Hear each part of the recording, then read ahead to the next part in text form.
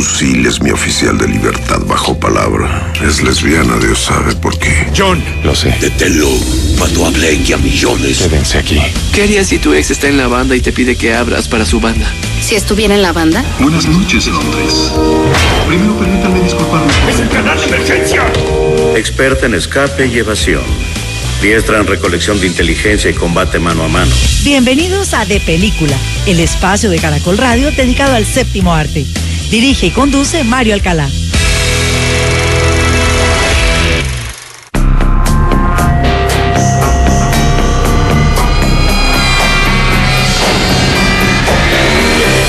Muy buenos días a todos los oyentes de Caracol Radio en Colombia y en el exterior. Los saludamos en este sábado 4 de julio del año 2020 y a partir de este momento comienza De Película de Caracol Radio, el espacio del Grupo Prisa dedicado al séptimo arte, porque la sala de cine que abre más temprano en Colombia es De Película de Caracol Radio. Y ustedes, nuestros amables oyentes, nos pueden seguir escribiendo a nuestra cuenta de Twitter @caracoldepeli o a través de nuestra página caracol.com.co. Y en este sábado y mañana domingo 5 de julio estaremos aquí en De Película de Caracol Radio con otro Top 40, dedicado a las novelas gráficas que han sido llevadas al cine.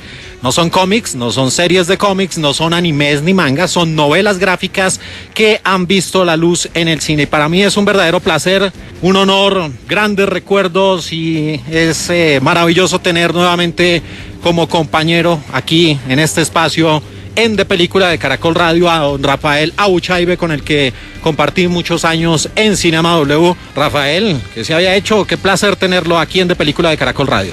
Hombre, señor Mario Alcalá, el placer, el honor es mío. Volver a estos micrófonos y volver a hablar de lo que nos apasiona, el cine. Sí, y hacerlo con un tema interesante como son las novelas gráficas llevadas al cine 40. Vamos a ir del 40 al 1 recorriendo un género literario que es reciente, así que no vamos a viajar tantas décadas en el tiempo. Para los que lo escuchaban en esas épocas de Cinema W, Rafael, recuerde sus redes sociales, por favor, y dónde también lo pueden escuchar con sus contenidos dedicados a este y a otros temas. Hombre, Mario, pues muchas gracias. El señor Rafael Abuchaibe en Twitter, Abuchaibe7 en Instagram, porque pues nos tocó pasarnos a Instagram, hermano. Es que en la época que nosotros hacíamos Cinema W no teníamos Instagram. No, para nada. Y para los que quieran seguir oyendo un programa muy especial que estoy haciendo con un gran amigo, Juan Camilo Gómez, se llama Bienvenidos a Colombia. Son historias de colombianos alrededor del mundo, historias extraordinarias de colombianos normales y corrientes sobre lo que nos une a todos como humanos. Bienvenidos a Colombia, lo encuentran en Spotify, en todas las plataformas de podcast y en redes como Bienvenidos a C. Y como siempre, con el mismo tono que manejábamos antes, vamos a tener diferencias en algunas películas y en otras pues tendremos esas maravillosas coincidencias. Así que, Rafael, sin más, vámonos del 40 al 1 con las novelas gráficas en el cine. Número 40.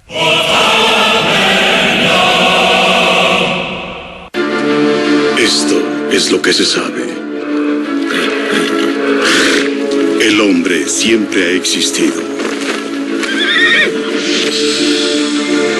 Así como los vampiros.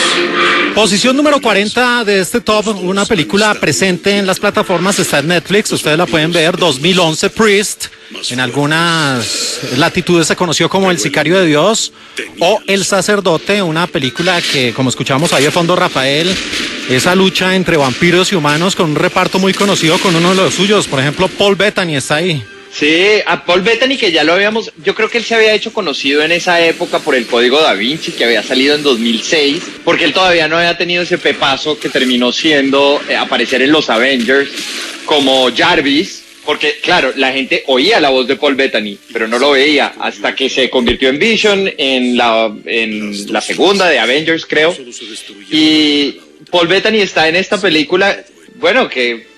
Hermano, yo no sé usted cómo le va con esa película. No, pues a mí el tema vampírico siempre me ha interesado y aquí me gusta mucho que le dan otro punto de vista. No es ese vampiro clásico, así tipo Drácula, así seductor o translúcido como los de Crepúsculo, pero los vampiros aquí son abominaciones y tienen una lucha ahí oscura con esta especie, con estos sacerdotes, Rafael, que los mandan al exilio porque la iglesia aquí oficia como un manto oscuro.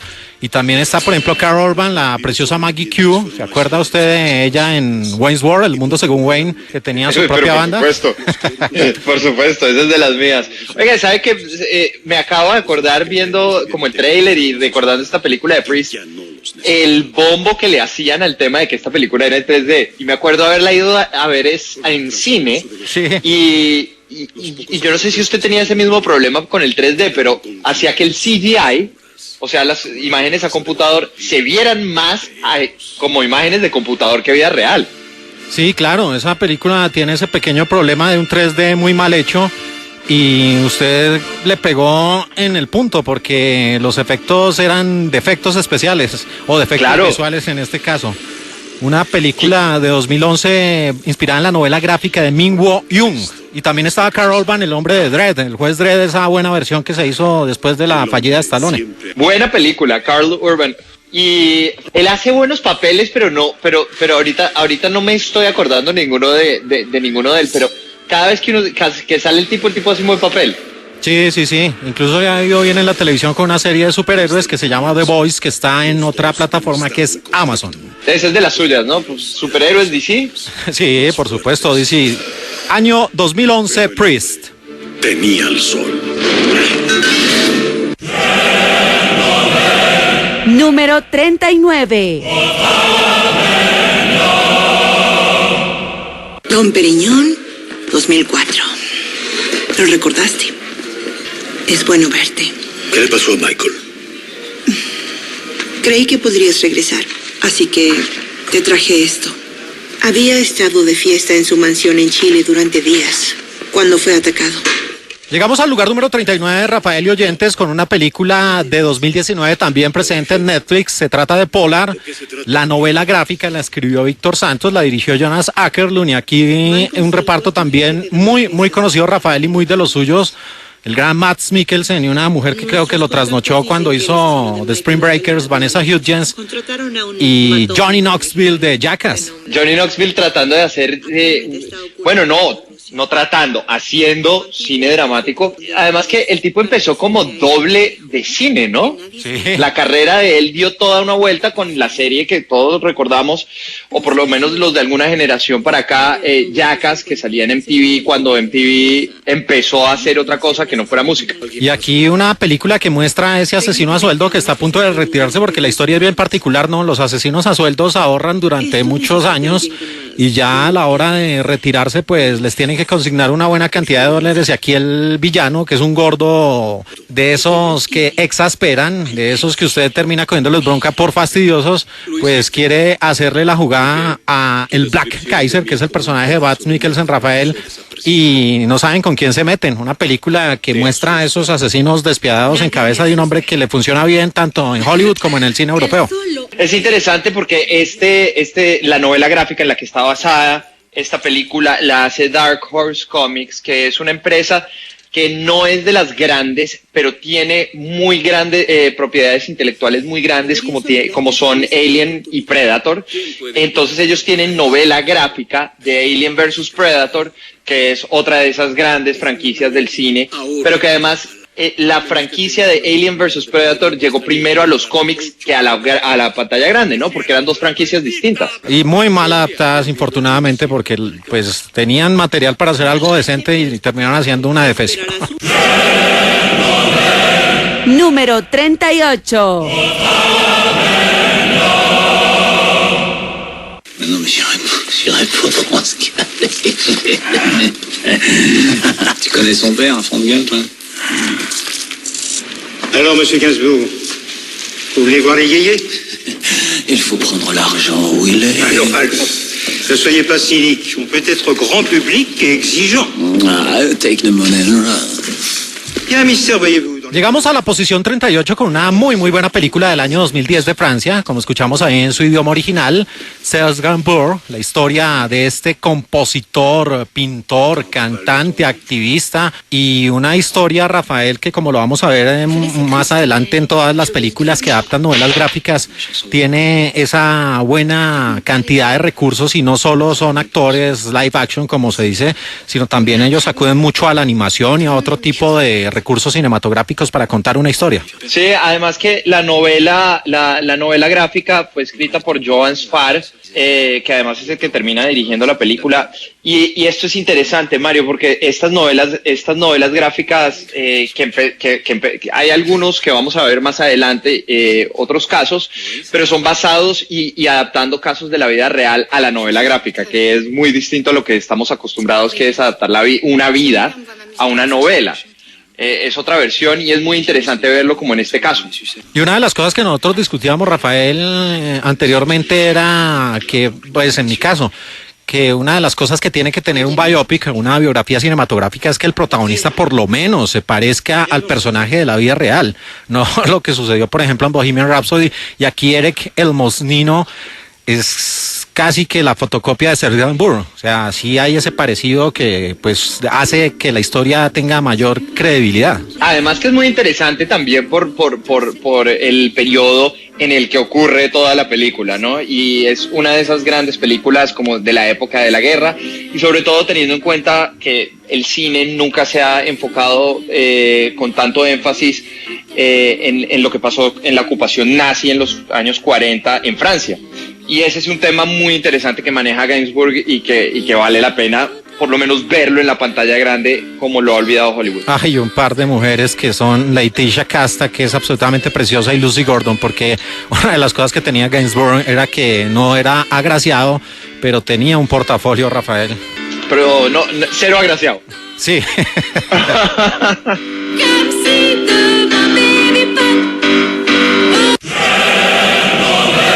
Número 37. ¿Qué tal tu día? Algo tranquilo. El señor Demison nos habló sobre la telaraña ¿Existe un químico más rápido y fuerte que pueda usar? ¿Para tu laboratorio, Jeff? Deja hablar a tu hijo. Dave. Es sobre una araña que habla con el cerdo Wilbur, que será degollado por un carnicero. Llegamos a la posición número 37 con un film de 2017, My Friend Dahmer, o Mi Amigo Dahmer, una película protagonizada por Ross Lynch y Rafael, un tema que apasiona mucho donde usted se encuentra en los Estados Unidos de América, y es el de los asesinos seriales, y este estaba más o menos en la misma línea de Ted Bundy y de otros célebres, no decirles célebres, muy reconocidos asesinos seriales. Sí, ese tema, sobre todo lo que tiene que ver con la violencia, por lo menos en los colegios, y esto basado también, la mayor parte de la acción pasa en un colegio, nos recuerda a otras películas que han salido también en Hollywood, y We Need to Talk About Kevin, ¿se acuerda? Claro, con esa gran película. A mí se me olvida el nombre de esa actriz, pero ella es maravillosa.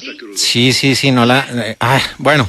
Ya la recordaremos, pero este tipo de películas salen bastante en Hollywood por lo dura que es la vida para muchos adolescentes en los colegios, ¿no? Y aquí una de las cosas que hay que decir sobre esta película, que tiene esa estética de hecha para la televisión, Rafael, es que no es explícita, o sea, no se muestra al carnicero de Milwaukee como se le conoció a Jeffrey Dahmer en su etapa pues ya de asesino serial, sino aquí son los inicios, y una de las cosas que se muestra siempre es que los jóvenes adolescentes que tienden a maltratar a los animales son claros ejemplos de que pueden terminar siendo asesinos en serie. Esta película además me parece irónico que el director se llama Mark Myers, no confundir con Mike Myers, sí, el por asesino supuesto. de una de las series más míticas del cine, ¿no? Pero sí, Mario, el tema de los asesinos en serie aquí definitivamente apasiona.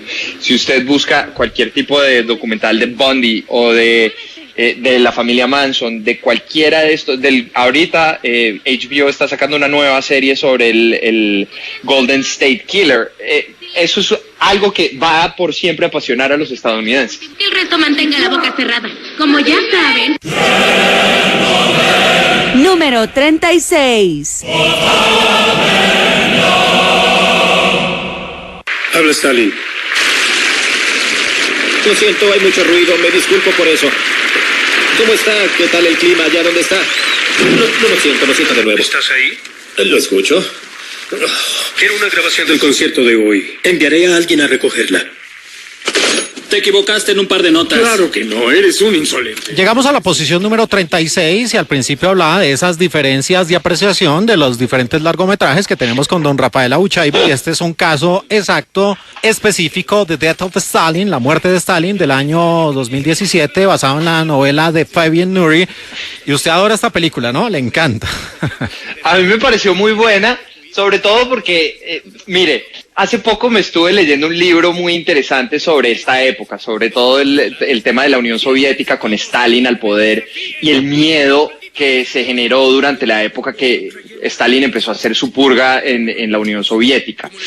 Y creo que si hay algo que tiene esta película es que refleja eso bien, a pesar de que es medio irónica y medio cómica, muestra lo aterrorizada que estaba la gente de Stalin como jefe de Estado. Y esa escena que estábamos oyendo ahorita en el tráiler, de un tipo que lo llama Stalin y le dice, oiga, necesito la grabación de esto que acaba de sonar en radio en vivo, y el tipo tiene que volverlo a hacer para poder llevarle el disco al jefe. Nos hace recordar mucho a ciertos jefes que tiene uno que correr so pena de incurrir en cualquier tipo de memorando otro tipo de cosas. Una película con buen reparto, ¿ah? Estaba hasta uno de los integrantes de Monty Python, Michael Palin, y el gran Steve Buscemi, que se paga un papelazo. Y está Jeffrey Tambor, quien su carrera se desapareció después de las acusaciones que hubo en su contra de actrices transexuales con las cuales trabajaba en una serie de Amazon que se llama Transparent. Del año 2017, la muerte de Stalin, de las favoritas de Rafael Abuchaibe, las mías no tanto. Número 35. ¿Por qué te atraen los gigantes? Este es mi santuario, un lugar sagrado. ¿Quieres saber sobre los gigantes? Aquí aprenderás. Llegamos a la posición número 35 con una cinta de 2017 de Anders Walter en la dirección, basada en la novela gráfica de Joe Kelly, I Kill Giants, o Asesina de Gigantes, una película basada en la novela gráfica de Joe Kelly. Cuando vi esta película, Rafael, me acordé mucho de usted por la discusión que sostuvimos en su tiempo con esa producción Las Bestias del Sur Salvaje, creo que se traducía. Claro. Sí, claro. Que a usted le encantaba la protagonista por ese mundo de fantasía para tratar de llevar un poco su triste realidad. Pues esta es más o menos la misma historia. Una niña con serios problemas mentales que cree que es asesina de gigantes y vive en esa realidad tratando de escapar a esa situación tan difícil que tiene en su vida real. Y aquí el tema de los gigantes y de los robots, pues, que lo hemos visto tanto como en las animaciones japonesas, y que es un género que manejan a la excelencia los japoneses. Por ejemplo, el anime clásico Neon Genesis Evangelion, ¿no? Sí, claro. Ese es mucho de los suyos. ¿A usted le gusta Neon Genesis Evangelion? Sí, a mí me gustan esos dibujos orientales que toman historias y las convierten en... Incluso hay una que no recuerdo el nombre ahorita, Rafael, que dicen que fue de donde Nolan se inspiró, más bien copió la historia de Inception, que también es una de estas novelas así japonesas que tratan esos temas, además que la animación le aporta mucho. Y aquí todo esto pues es de lo rescatable que tiene esta película, porque en serio me aburrí de principio a fin. Eso que usted ya siente esa animadversión por la protagonista, que en este caso es Madison Wolfe, que hasta termina pegándole a una profesora en una de las escenas. Pero además entonces le venden a usted como de los productores de Harry Potter. Entonces, claro, la gente queda vendida, es como miércoles, es una película de niños por los productores de Harry Potter, hay que verla, y terminan durmiéndose en el cine. Y no es tanto para niños. Número 34. He sido arrestado 26 veces y fui juzgado 4 veces. Fui condenado 2 veces. Hoy en día a lo que me dedico lo veo como un negocio. Las personas que me contratan son escoria. Y la gente a la que elimino es peor. Llegamos a la posición número 34 con Bullet to the Head, o Una bala en la cabeza, de 2012, dirigida por el maestro de maestros Walter Hill. Rafael es el mismo hombre de The Warriors o Los Guerreros. Claro, Can you dig it? Película que usted casi que me forzó a ver, porque yo le di largas y cuando la vi fue como miércoles. Yo como me había perdido esta vaina. Y Walter Hill pues hizo esta película. Oiga, y una de las cosas que tiene la voz de Stallone en el español latino es que es inconfundible. Ahí escuchamos al popular Sly en español latino, y otro de los que aparece aquí es Aquaman, Jason Momoa. Y Jason Momoa arrancando en esa época, ¿no? Sí, claro, el hombre estaba todavía no cobrando grandes salarios, y aquí esta película es de corrupción de policías, asesinos a sueldo. Incluso dentro de la trama, el personaje de Sylvester Stallone, Jimmy, le perdona la vida a una prostituta que también hace tatuajes y que termina involucrada sentimentalmente con él. Muy de Sly. Bien tatuado sale Sly en esta película. Número 33. Mejor pagar y olvidar. Hombre, yo era director de un banco. De esas cosas entiendo algo. Sí, director de banco, qué bárbaro. ¿Vos qué sos? Otro Rockefeller. Bueno, solo era director de una sucursal de barrio. Tampoco es la cosa para tanto. No, un director es un director. Mira, este personaje con ese tono argentino es lo máximo. Arrugas, del año 2011, de Ignacio Ferrares. Es inspirado en la novela gráfica de Paco Roca, y una de las cosas que llama mucho la atención, Rafael, de esta película es que, siendo una producción animada, trata un tema bien difícil como es el Alzheimer, y lo trata al centro de un instituto geriátrico que pues alberga a varias personas con esta condición. Ese es un tema que siempre ha sido muy interesante cuando hay producciones que usan métodos que para mucha gente los identifica con películas para niños, pero el tema de juntar la animación 2D para tocar temas adultos, y dentro de eso le puedo poner 10.000 ejemplos, pero uno en los cuales usted y yo siempre diferimos, es una película maravillosa para mí, Anomaliza, claro. en la cual tocaban el tema de un hombre y una ¿cómo se dice eso? Un affair, sí. Pero en animación stop motion. Exacto, usted le dio en el punto porque era animación, pero tratando un tema muy adulto, que incluso usted reseñaba varias veces una escena de sexo que para hacer en stop motion resulta siendo perturbadora y que no es para todos los públicos. Por cierto, que si usted algún día va a hacer un top de escenas de sexo en el cine, yo creo que la de Anomaliza tiene que estar ahí en las primeras, porque es una de las mejores hechas coreografías en una escena sexual, y la hacen muñequitos de plastilina. Es de lo poco que se puede hacer acá. Número 32. Las linternas rojas te saludan, Corto Maltés. Las linternas rojas quieren proponerte un negocio. ¿Estás dispuesto a escucharnos? ¿Me habéis salvado la vida? ¿Has oído hablar del tren del almirante Kolchak en Siberia? Es el tren del oro. Llegamos al lugar 32 con una muy interesante película que empezó como una serie de cómics y que se transformó en novela gráfica, escrita por Hugo Pratt. Se trata de la producción francesa del año 2002, Corto Maltés. Aquí una de sus entregas, El secreto de los arcanes.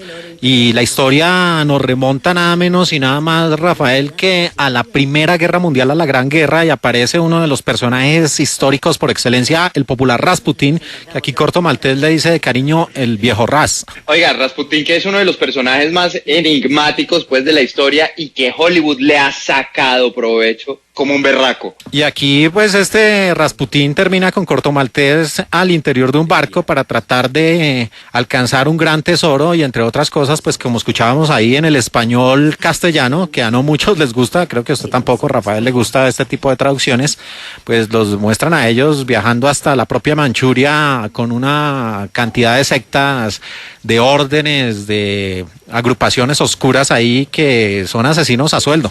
Pero además volvemos nuevamente a esa etapa que estábamos hablando inicialmente con otra de las películas que estaba en el top, y es esa época tan interesante que es la Unión Soviética en sus inicios, cuando estaban Lenin y Stalin, esto en plena revolución bolchevique. Definitivamente vale la pena verla y, hombre, sacarle el provecho histórico que tiene. Número 31. Back, Stanley. You're going back. Back to when it all began. Are you back yet? Get back! We haven't got all day! It was third grade. Llegamos a la posición número 31 aquí en De Película de Caracol Radio con Monkey Boone, una producción de 2001 dirigida por Henry Selick, el mismo hombre que hizo El extraño mundo de Jack. Y aquí, Rafael, vemos a un Brendan Fraser que en mi concepto es un actor que muchos tienen encasillado de comedia, pero que cuando ha hecho películas dramáticas lo ha hecho bien, y acompañó a una mujer maravillosa, Bridget Fonda, en su tiempo como era de bella, en esta película que no terminó de irle bien porque muchos creían que era para niños y no lo era tanto. Hermano, siempre y cuando usted, cuando me hable de Brendan Fraser, no me hable de ese adefesio que es Crash, Vidas Cruzadas. No se la quise nombrar, pero usted mismo lo dijo. No, hermano, porque nombrar. Es que de verdad, esa película se la nombra, uno de los atentados que ha cometido la Academia, entregándole la película del año a una película, ha sido con Crash, Vidas Cruzadas. Ah, pero no es para tanto, además hacía un buen papel como fiscal de distrito. No, a mí no me vengan con ese cuento. Crash, Vidas Cruzadas es una de las peores películas del cine y se ganó el premio a Mejor Película. Y aquí la historia pues es bien interesante, Rafael, porque es un dibujante de cómics que termina metido en su propia historia, y digo que Henry Selick trató de imprimirle esa parte estética, esa dirección que le hizo con El extraño mundo de Jack, y pues el invento no le resultó porque sí, se creía que era pues porque era Monkey Boone, una historieta que era para niños, y la película era algo aterradora, era algo tétrica. Mire, y aparecen dos personajes que les fue muy bien después en la televisión, Bob Odenkirk y Giancarlo Esposito, quienes los dos estuvieron en Breaking Bad. Sí, señor, claro que sí, una de sus series favoritas. Y aparecía también Whoopi Goldberg, y esta historia me hizo acordar a Cool World, que era esa película también de un hombre que queda metido en las historietas, que era con Brad Pitt. Bueno, y no olvidarnos de la película El último gran héroe de acción con Arnold Schwarzenegger, en el cual el niño se mete a la película. Sí, pero por supuesto. Good morning, Dr. McElroy. Hello, doctor. Kimmy, this is Dr. Edelstein. Oh, vital signs. Número 30.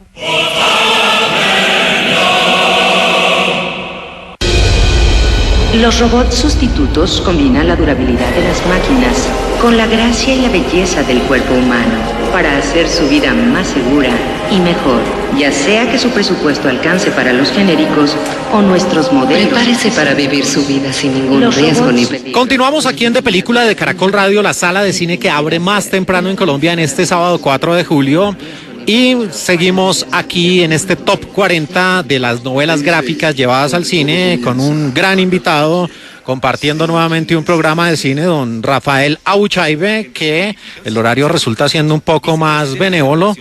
Ya tiene una hora adelante, igual le tocó madrugar, Rafael. Sí, hermano, pero no hay nada más rico que hablar de cine con cafecito. Sí, eso sí, eso está bien. El popular café Surrogates del año 2009, dirigida por Jonathan Mostow, el hombre que se mandó ese adefesio de Terminator 3. Que lo único bueno que tenía era Kristanna Loken. Ay, Dios mío. Inspirada en la novela gráfica de Robert Venditti y Brett Weldell. Y como escuchábamos ahí en el español latino, Rafael, la historia recurrente de tratar de llevar una doble vida o una vida virtual, como ese juego que pegó hace un par de años, Los Sims, donde cada quien vivía su vida al antojo, era millonario, y aquí la historia de un policía que trata de desenmascarar todo este cuento con mujeres hermosas en el reparto. Claro, y esta película, esto es como una mezcla entre The Sims y Avatar, porque entonces lo que hacían los seres humanos era que tenían robots que eran los que salían, interactuaban con el mundo, y uno se quedaba en la casa encerrado, porque pues al robot lo pueden atracar y no pasa nada, pero uno está guardado en la casa. Sí. Y así y es una premisa interesante, pero miércoles, esta película sí fue floja. No, es que le dieron con todo a Bruce Willis por ese personaje del policía que interpreta aquí.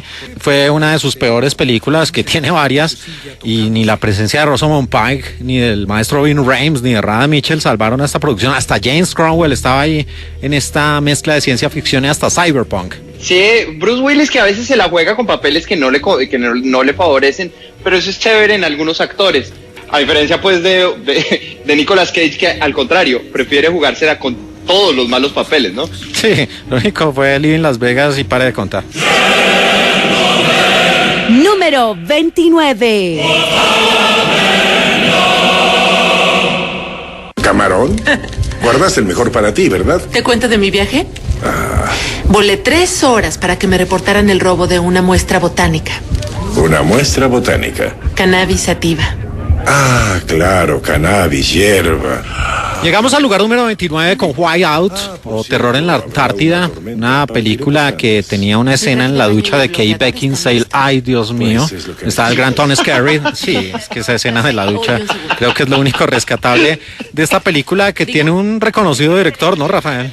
Sí, el señor Dominic Sena, que seguramente algunos de nuestros oyentes lo van a recordar por 2 películas de acción por allá de principios de principios de siglo. Bueno, 60 segundos, esa película de carros con Nicolas Cage y Angelina Jolie, y Operación Swordfish, que era esa película en la que John Travolta era como uno de los hackers más hackers de los hackers del mundo, y que con Halle Berry se robaban un poco de plata. Sí, no sé si usted se acuerda de esas películas. Pues por supuesto me acuerdo de Halle Berry en ropa interior negra, en una escena íntima, pero que no llega a buen puerto. Rafael en esta producción pues también tenía como su tinte a la cosa, ¿no? Porque era en la Antártida y era un laboratorio, una de estas bases que están en ese lugar enigmático de la Tierra, y todo el que saliera pues terminaba siendo un cadáver gélido. Mario, yo tengo que confesarle a la audiencia, confesarle a usted, hermano, que en esta película trabaja el amor de mi vida, que es Kate Beckinsale.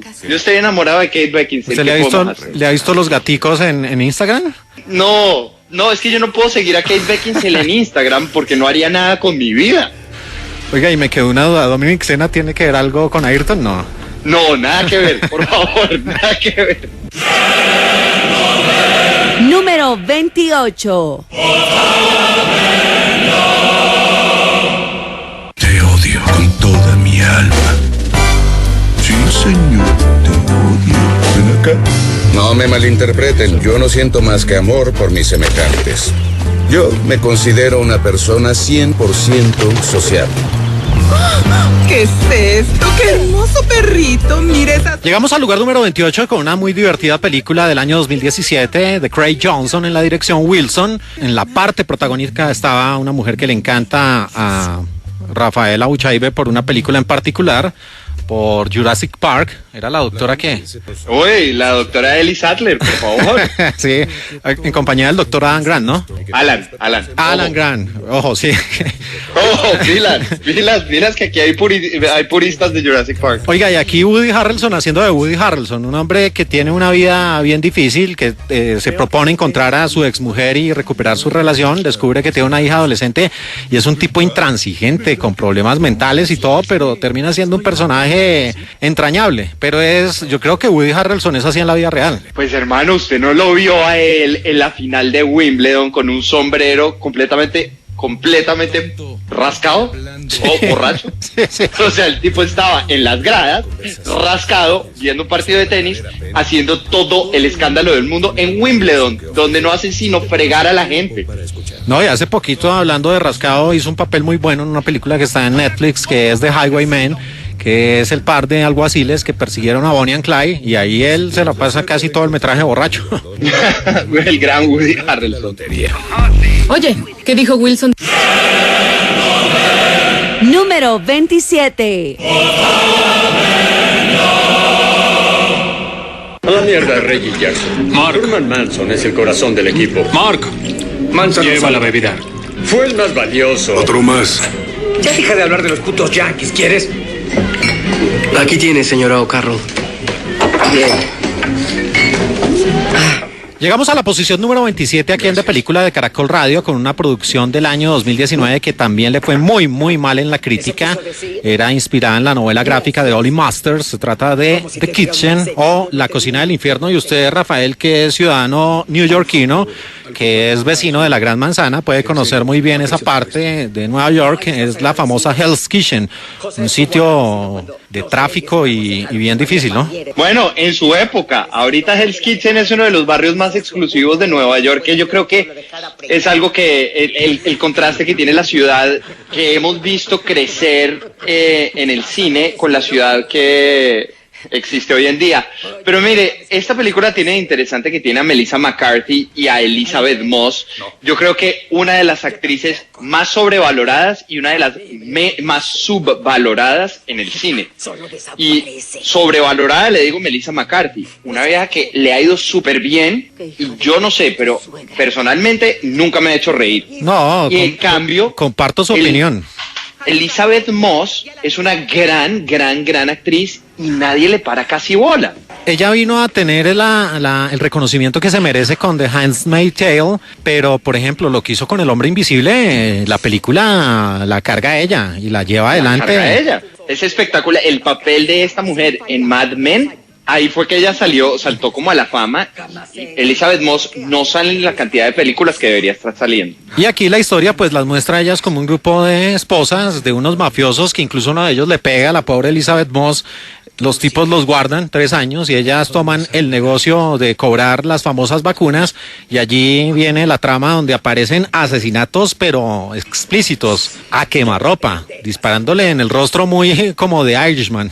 Sí, como de Irishman y por supuesto The Departed, la película de Martin Scorsese con Leonardo DiCaprio. Con el mejor balazo que le pegaron a alguien en un ascensor. Los niños ya tienen sus abrigos. Número 26.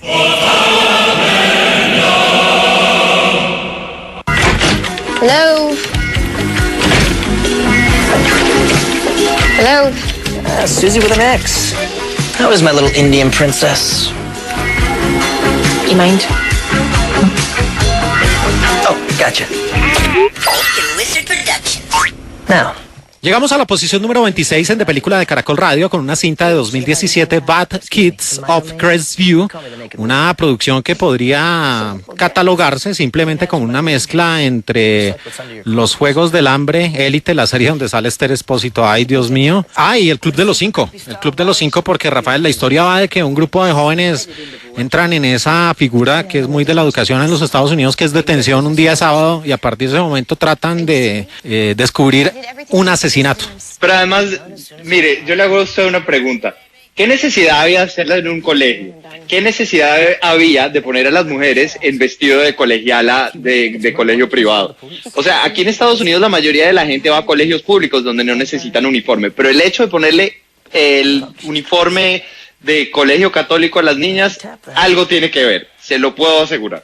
Sí, claro, eso es un subliminal ahí que envía la puesta en escena de la novela gráfica de Barry Wernick, y esta producción también muestra eso que hablábamos a lo largo de este programa, Rafael, los recursos que utilizan las películas que adaptan novelas gráficas, que le meten mucha animación para acompañar la historia en live action. Que nos hace acordar a una de las mejores escenas de animación incluidas en una película de live action, y que la hizo Quentin Tarantino específicamente porque no podía usar un niño en una situación tan violenta, fue en Kill Bill. Esa escena es clásica y está integrada en una película de acción bastante violenta. Así que si a ustedes les gusta ese tipo de animación dentro de una película de live action, esta puede ser una buena opción.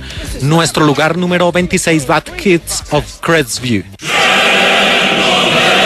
Número 25. What a mess. Hurry up and finish loading the supplies. We're leaving now. What should we do about the girl? Forget about her. Back it up. Let's go! I'm really sorry, Tom. Cindy, get in the truck.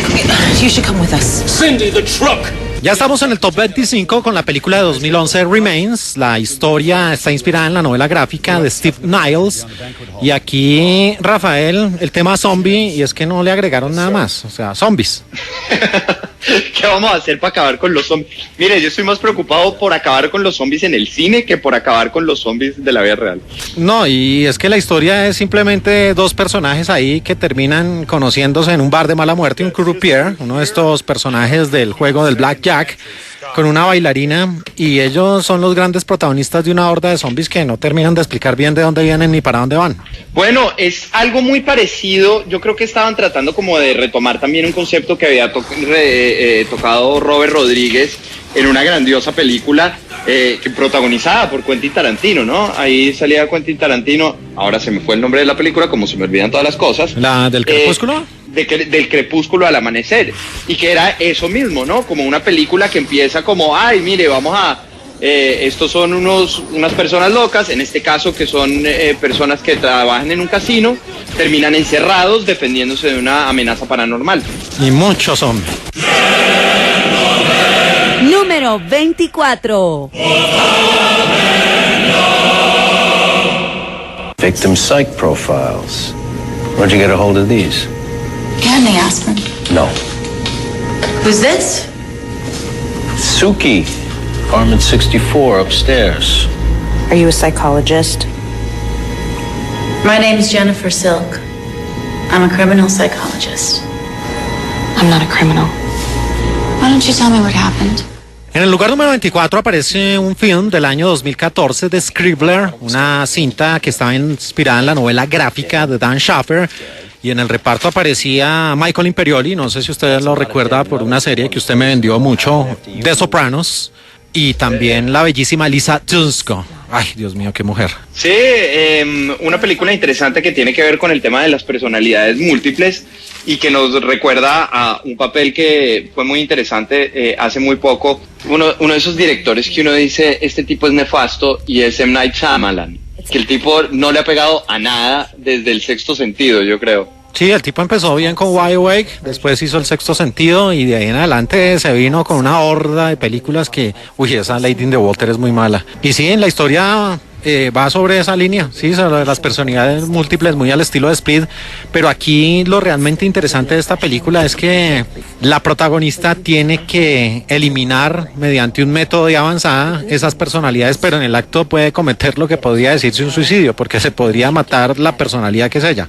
Bueno, que fue lo que le pasó a Tyler Durden en el Club de la Pelea, ¿no? Al final. Uy, tremendo spoiler. De matarse. Tremendo spoiler para los que no han visto el Club de la Pelea. The Fight Club, que es una de las películas que no le perdono al gran David Fincher. ¿No se la perdona? No, yo no le gusta el Fight Club? No, yo nunca pude con el Fight Club. Miércoles, no le creo. No, y me la repetí, no pude. De verdad no pude. Bueno, muy bien. Número 23. Alena, ska du inte duscha? Vi frågar om inte du ska duscha. Vad är problemet? Är du pryd eller? Nej, det är väl dags att tvätta av sig svettet efter din lilla uppvisning idag på plan. Försöker du sticka? Du stinker ju. Alltså, vem fan tror att det är? Komma hit och försöka ta in båda. Llegamos a la posición número 23 con una muy buena película. Oigan, los suecos hacen buen cine, eso sí no hay duda. Sí. Qué buena película esta, perturbadora, y me encanta cómo manejan ese tema también de una realidad distorsionada en Aliena. Hasta le meten... Pero además toca temas psicológicos interesantes, ¿no? Como el tema del bullying, como el tema del suicidio en los adolescentes. Ahorita que estábamos hablando cómo se usaba la situación de un colegio para generar una reacción en la audiencia, por lo menos como de atracción sexual. En esta, al contrario, esta película lo que hace es sacar lo mejor de la situación social en un colegio privado, en el cual las niñas de mayores ingresos son las que le hacen bullying a las niñas que ellas piensan que no pertenecen a ese colegio. Y aquí, Rafael, la novela gráfica es de Kim W.S. Anderson, y esta historia, la gran protagonista es así como hablábamos hace poco de que se carga la película de Elizabeth Moss. Esta niña tiene un talento increíble porque le hace creer a uno el personaje y uno termina identificándose con ciertos aspectos que ella maneja. Totalmente, ahorita que usted decía qué buena esta película sueca, es de ese tipo de producciones que lo hace a uno querer ver más cine internacional y buscar otras opciones y no quedarse solamente con lo que ofrece Hollywood, porque el resto del mundo está ofreciendo muy buenas historias que se salen de los esquemas, como esta, donde pues el suicidio de una compañera termina cambiándole la vida a Lena. Número 22.